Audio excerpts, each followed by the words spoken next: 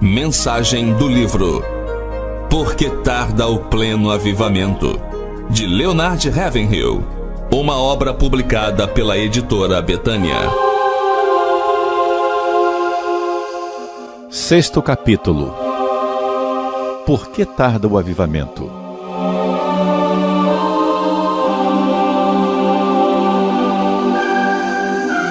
Harnack definiu o cristianismo como algo muito simples e muito sublime, viver no tempo e na eternidade sob o olhar de Deus e com a ajuda dele.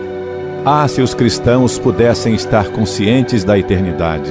Ah, se pudéssemos viver cada momento sob o olhar de Deus! Se pudéssemos viver tendo sempre em mente o juízo final e vender tudo o que vendemos tendo em mente o juízo final e fazer todas as nossas orações, dar o dízimo de tudo que possuímos, tendo em mente o juízo final. E se nós, pregadores, preparássemos nossas mensagens com um olho voltado para a humanidade perdida e outro para o trono do juízo final, então experimentaríamos um avivamento operado pelo Espírito Santo que abalaria esta terra e que em pouco tempo salvaria milhões e milhões de vidas preciosas. A baixa moralidade prevalente hoje em dia vem como as tentativas das diversas seitas e cultos de dominar o mundo deveriam deixar-nos alarmados todas essas coisas. Alguém já disse, e com muita razão, que existem apenas 3 tipos de pessoas no mundo hoje: os que têm medo, os que não conhecem a realidade o suficiente para chegar a ter medo e os que conhecem a Bíblia Sagrada. Sodoma, onde não havia Bíblia, nem pastores, nem folhetos, nem reuniões de oração, nem igrejas, pereceu. Como será que os Estados Unidos e a Inglaterra vão escapar da ira de Deus? Aqui temos milhões de Bíblias, centenas de milhares de igrejas, um sem número de pregadores. E quanto pecado! Os homens constroem nossos templos, mas não entram neles. Imprimem Bíblias, mas não as leem. Falam de Deus, mas não creem nele. Conversam a respeito de Cristo, mas não confiam nele para a sua salvação. Cantam nossos hinos, mas depois esquecem. Onde é que vamos parar com tudo isso? Em quase todos os seminários de estudos bíblicos hoje, a igreja atual é descrita nos termos da carta aos Efésios. Afirma-se que, apesar de toda a nossa carnalidade e pecado, estamos sentados com Cristo nos lugares celestiais. Que mentira! Somos Efésios, sim, mas da igreja de Éfeso, do Apocalipse. Aquela que abandonou o seu primeiro amor. Fazemos concessões ao pecado em vez de fazermos oposição a ele. E a nossa sociedade licenciosa, libertina, leviana, nunca se curvará diante dessa igreja fria, carnal, crítica. Paremos de ficar procurando desculpas para o nosso fracasso. A culpa pelo declínio da moralidade não é do cinema e da televisão. A culpa pela atual corrupção e depravação internacional é da igreja visível. Ela não é mais um espinho nas ilhargas do mundo. E não foi nos momentos de popularidade que a verdadeira igreja triunfou, mas sim nas horas de adversidade como nós estamos vivendo hoje. Como podemos ser tão ingênuos a ponto de pensar que a igreja está apresentando aos homens o padrão estabelecido por Jesus no Novo Testamento, com esse baixo padrão de espiritualidade que ela ostenta? E a pergunta: por que tarda o avivamento? A resposta é muito simples: tarda porque os pregadores e evangelistas estão mais preocupados com dinheiro, fama e aceitação pessoal do que em levar os perdidos ao arrependimento. Tarda porque nossos cultos evangelísticos parecem mais shows teatrais do que pregação do evangelho cristocêntrico, bibliocêntrico. O avivamento tarda porque os evangelistas de hoje têm receio de falar contra as falsas religiões. Elias zombou dos profetas de Baal e debochou da sua incapacidade de fazer chover.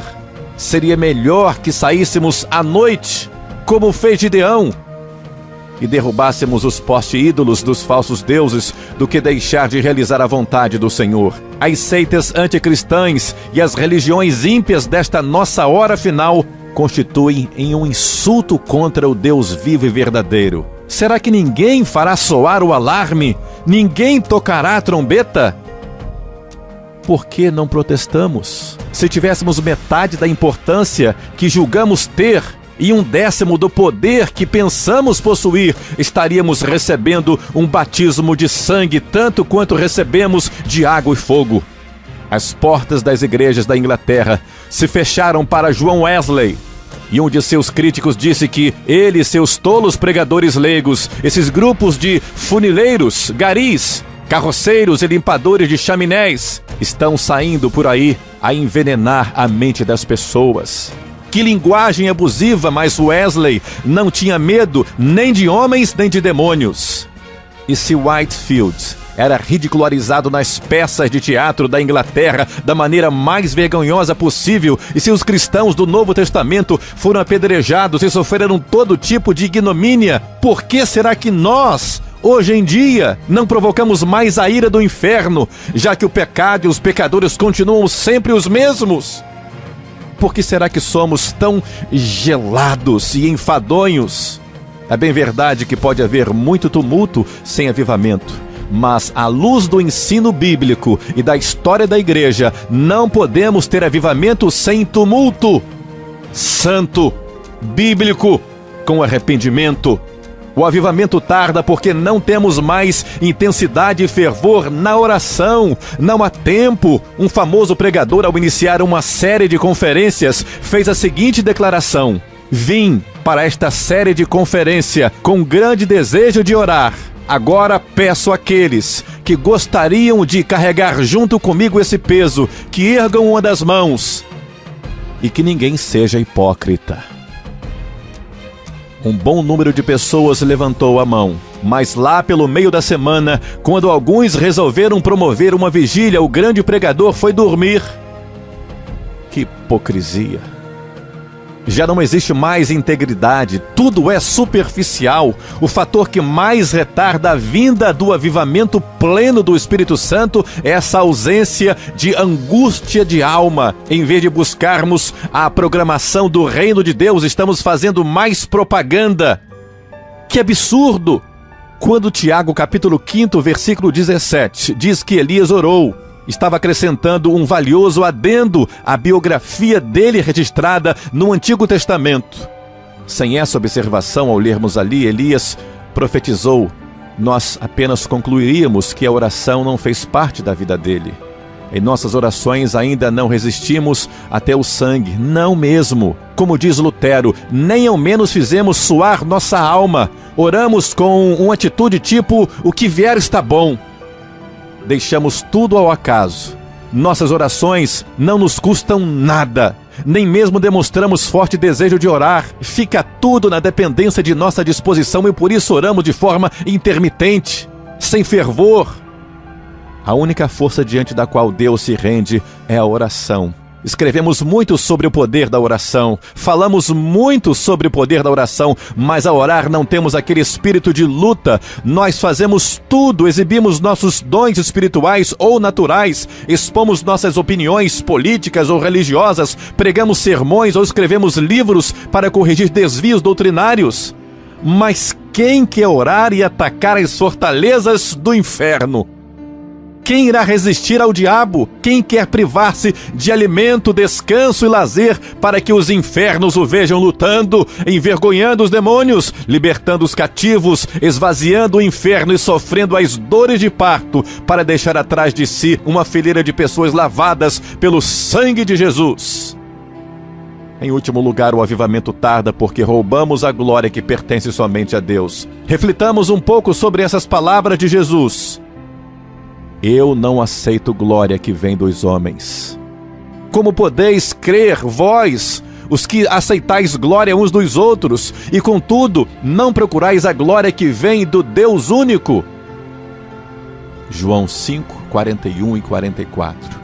Chega de toda essa autopromoção nos púlpitos, chega de tanto exaltar meu programa de rádio, minha igreja, meus livros. Ah, que repulsa de demonstração carnal nós vemos nos púlpitos de hoje. Hoje temos o grande privilégio, e os pregadores aceitam isso. Não, eles já o esperam. e se esquecem de que só estão ali pela graça, bondade e misericórdia do Deus único e verdadeiro. E a verdade é que, quando ouvimos tais homens pregar, notamos que nunca ficaríamos sabendo que eram tão importantes se não tivessem sido apresentados como tal. Misericórdia. Coitado de Deus. Ele não está recebendo muita glória. Então, por que ele ainda não cumpriu sua terrível, mas bendita ameaça de que iria vomitar-nos de sua boca? Nós fracassamos, estamos impuros. Apreciamos os louvores dos homens, buscamos nossos próprios interesses. Ó Deus, liberta-nos desta existência egoística, egocêntrica. Dá-nos a bênção do quebrantamento. O juízo deve começar por nós, pelos pregadores. Porque aquele que muito é dado, muito será cobrado. Que o Senhor nos abençoe. Em nome de Jesus.